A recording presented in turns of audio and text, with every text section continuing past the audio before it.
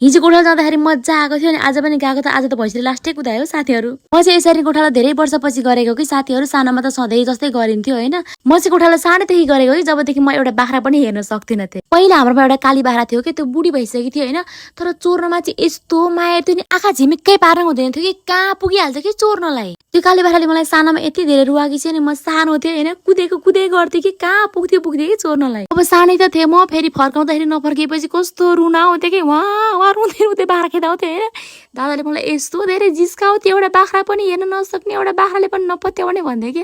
दाइले मलाई अझै पनि जिस्काउँछ कि एउटा बाख्राले पनि पत्याउँदैन थियो यसलाई त, काली लाला भन्दै रुँदै बाख्रा खेदाउँथ्यो, डाँडा भन्छ क्या अझै पनि। हिजो चाहिँ म कति वर्षपछि गोठाला गरेको कि साथीहरू, लास्टै मजा आएको थियो होइन। अनि आज पनि गएको थियो। आज त भैँसीले यस्तो कुदाएर भैँसी हराएर फेरि भैँसी त्यहीँ नजिकै थियो कि। अनि कहाँ पो जाला र भन्दै म चाहिँ मोबाइल चलाउँदै बसेको थिएँ होइन। पानी खान गए जस्तो खोलातिर गएको थियो होइन।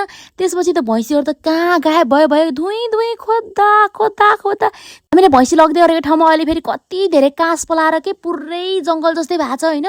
भैँसी त कहाँ गायब भयो त्यो पुरै चराउनेतिर 3-4 फन्को लायो होइन, कहीँ देख्दिनँ यार भैँसी त, कतै देख्दिनँ।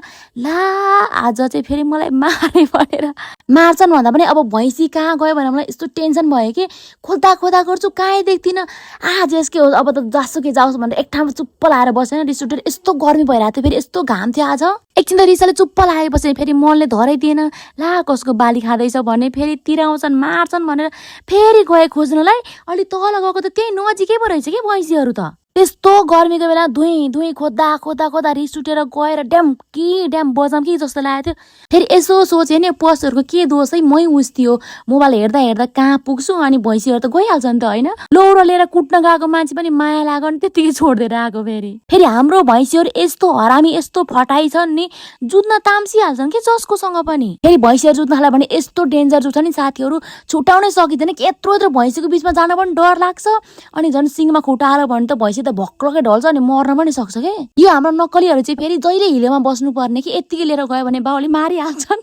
दुध दुने बेलामा हिलो हुन्छ नि त। अनि पानीले पखालिदिनु पर्यो भनेको नखरा फेरि अलिअलि छैन के उठाएको। अनि बल्ल तल घर आइपुगे साथीहरू। आज फेरि यस्तो धेरै गर्मी थियो नि, आज मात्र होइन कि 4-5 दिनदेखि हाम्रोतिर एकदम धेरै गर्मी बढेको छ कि। घर आइपुग्दाखेरि मलाई एकदम धेरै भोक लागेको थियो कि साथीहरू। गोठालामा एउटा आँप त खाएको, तर त्यतिले मेरो चित्त बुझ्नेवाला थिएन। अनि आएर करेन्ट बनाए, बिहानको बासी भात छँदै थियो। बासी भात र करेन्ट चाउचाउ कम्बो फेरि यस्तो दामी हुन्छ नि। कोही मान्छेहरूले चाहिँ छ्या चाउचाउसँग भात कसरी खाएको होला भन्छन् होइन।